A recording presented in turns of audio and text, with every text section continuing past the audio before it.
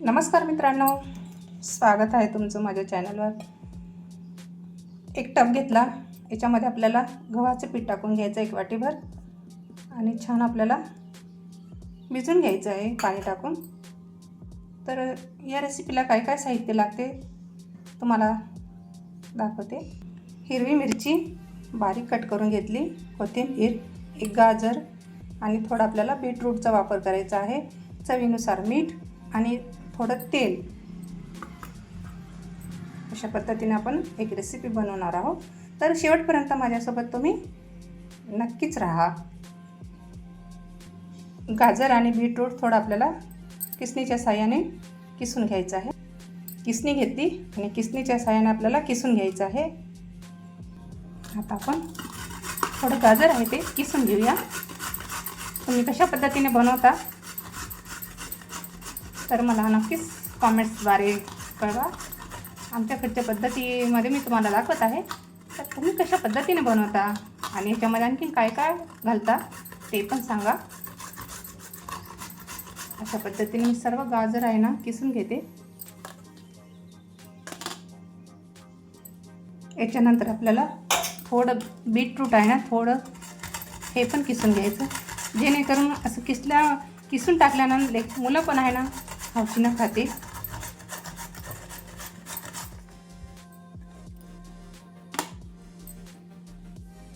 बघू शकता.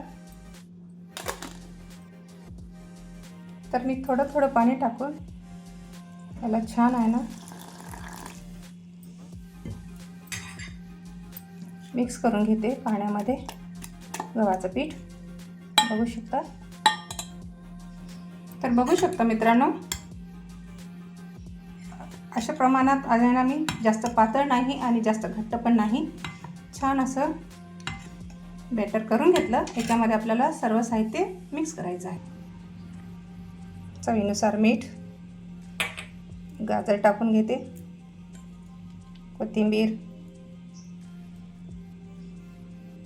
आणि हिरवी मिरची. तुम्हाला हिरवी मिरची कमी किंवा जास्त तुमच्या आवडीनुसार तुम्ही टाकू शकता. तर मी इथे पॅन ठेवला. पॅनमध्ये आपल्याला थोडं तेल टाकून घ्यायचं आहे. पॅन आपला छान गरम झालेला आहे आणि तेल आहे छान आहे ना असं सगळीकडे लावून घ्यायचं.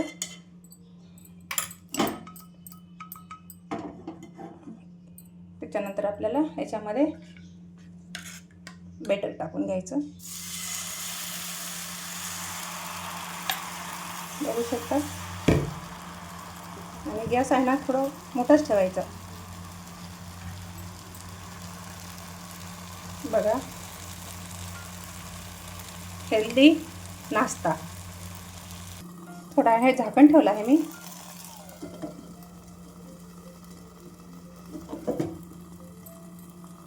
इथे मी सोडा वगैरे काही वापरला नाही.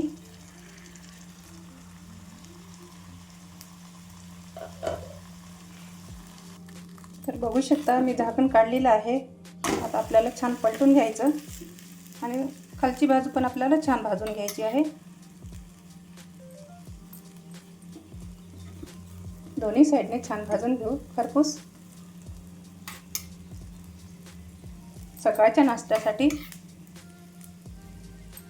खूप छान आणि हेल्दी पण. छान दोन्ही साईडने छान भाजून घ्यायचं, जेणेकरून आहे ना चिकटला नाही पाहिजे खाली. गहू असल्यामुळे थोडी चिकटण्याची थोडी शक्यता असते. तर बघू शकता. तर झालं आहे आपलं. काढून घेते. इथे मी प्लेट घेतली. आता प्लेटमध्ये आपल्याला काढून घ्यायचं आहे. बघू शकता. तर हा आपला दुसरा आहे. हे पण छान आहे ना भाजून घेते दोन्ही बाजूनी. तर तुम्ही ही रेसिपी याच्यासोबत चटणीसोबत पण खाऊ शकता किंवा सॉससोबत पण मुलं खाऊ शकतात. तर आहे अशीच आहे ना, मी सर्व करून घेते. किती सुंदर कलर आलेला आहे बघा, खूप सुंदर. नक्की तुम्ही ट्राय करा. आणि रेसिपी कशी वाटली कॉमेंट्समध्ये सांगायला विसरू नका. काही यायला जास्त वेळ लागत नाही, काहीच नाही.